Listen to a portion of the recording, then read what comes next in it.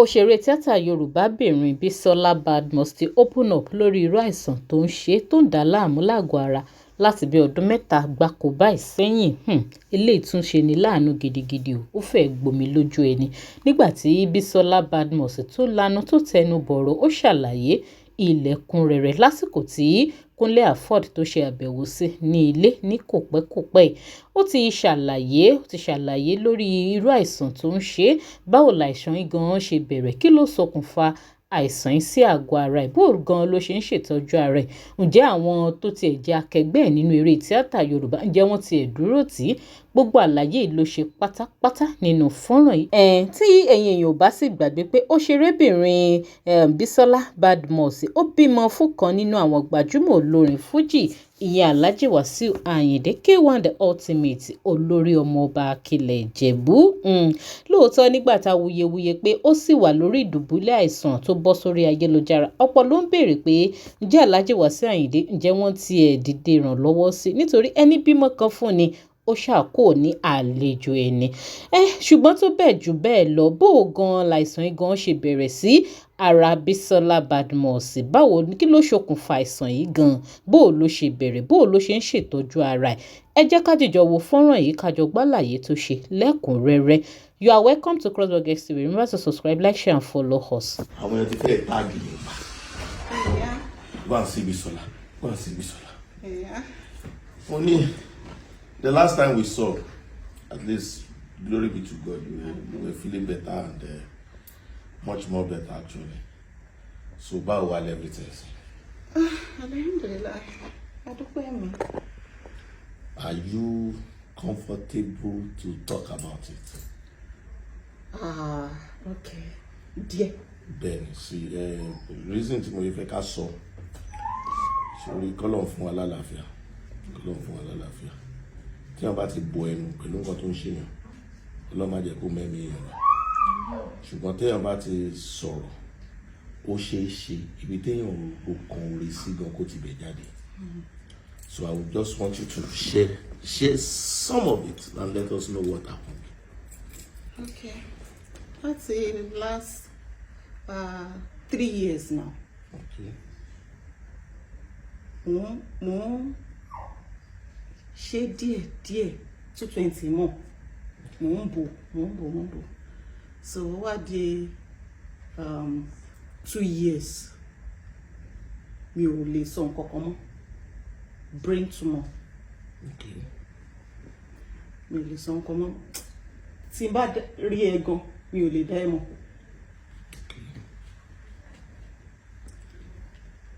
Mo ń lògùn ṣá.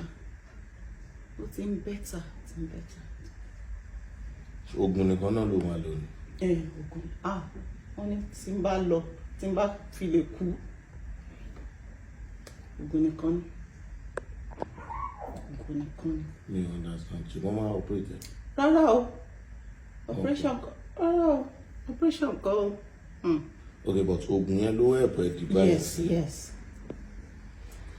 Àti ìgbà wo ló ti wá ń lògùn yẹn? 2 years now. 2 years. Kìdẹ́ ṣe oògùn téèyàn lè stop. Mi ò gbọ́. Téèyàn lè stop. Mo ṣe oògùn téèyàn lè stop. For the meantime.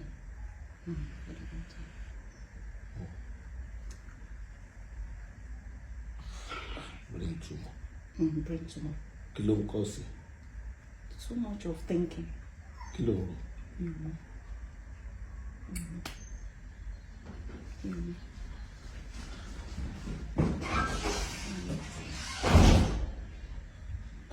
Too much of thinking.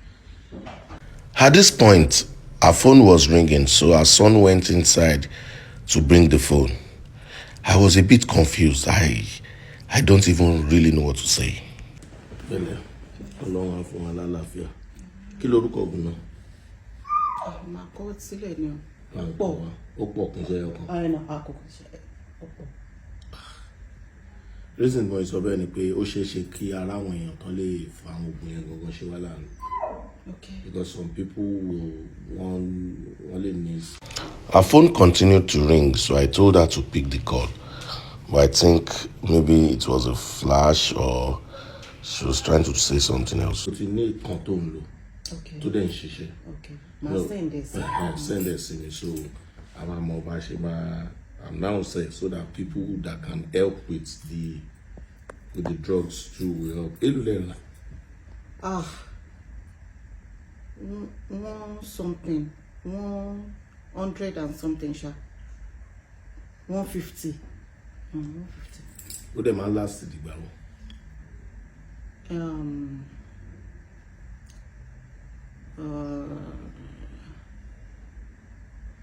A month, yes. A 150.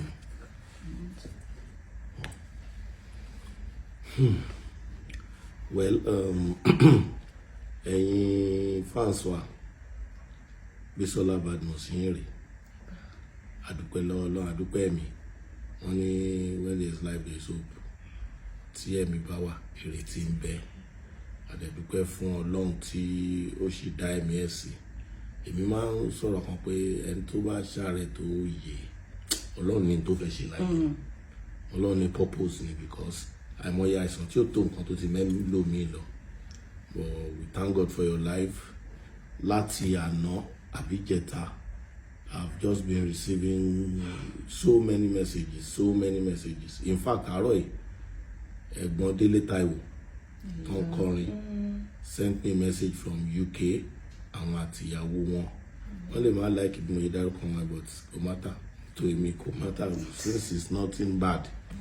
So I will, after this interview, I'll call him.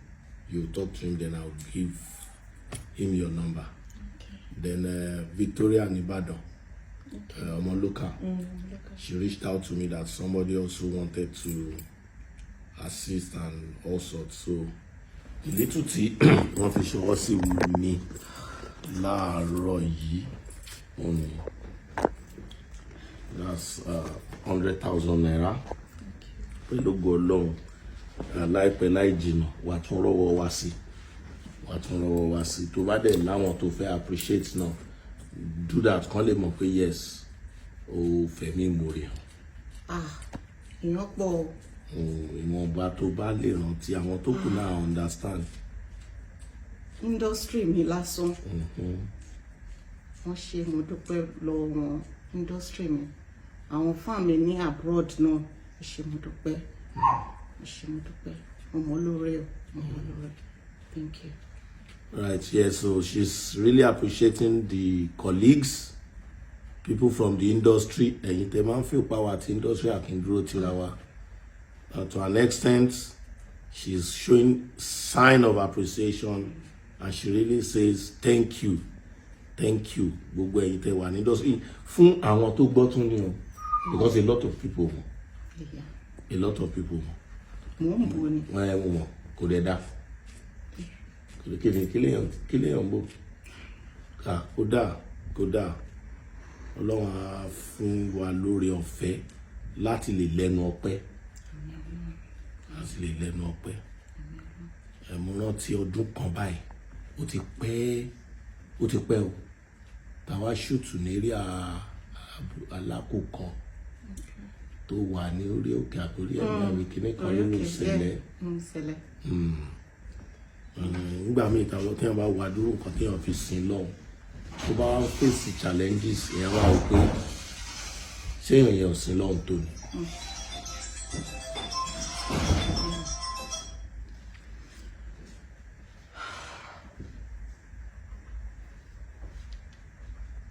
Ọmọ ẹ ló ti ga yìí. You. How old are you now? 2.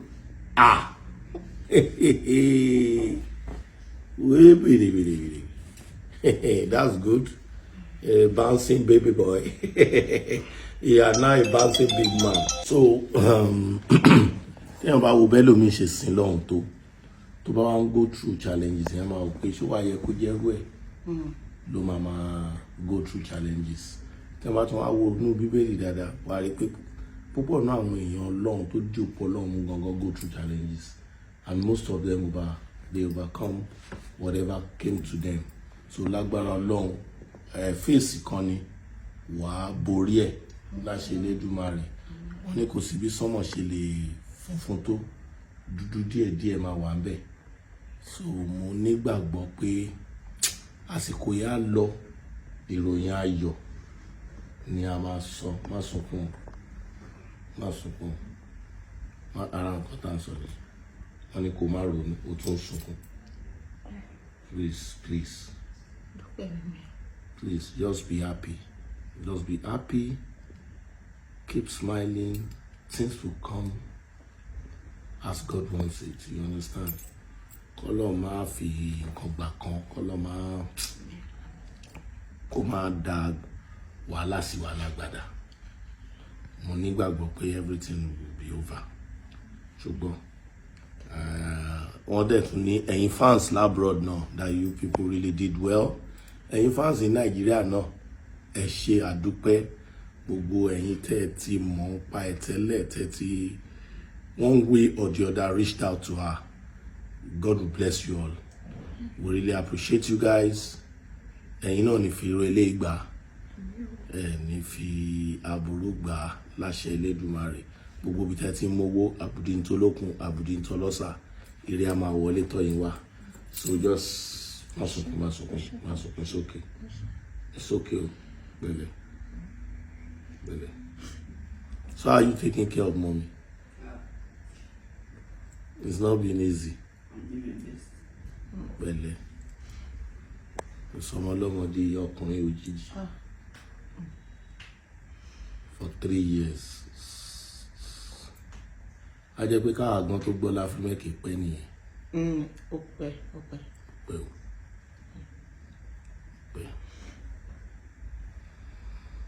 Well, we can't question God at times. We can't question God. So, ṣùgbọ́n miracle can happen at any time. But I dúpẹ́ pé ó ti better. No, báwo ló yẹn feel these days? Okay. Máa jáde nílò ọjọ́ tí mo rí empathy ò pẹ́ bí ó tún sá lọ. Máa jáde àwọn nǹkan yẹn máa mú ẹ wà happy now at least. Happiness is key. That's the first thing. You have to be happy. Turn back to location so you love it. Okay, I think that one we need to do that fast as possible.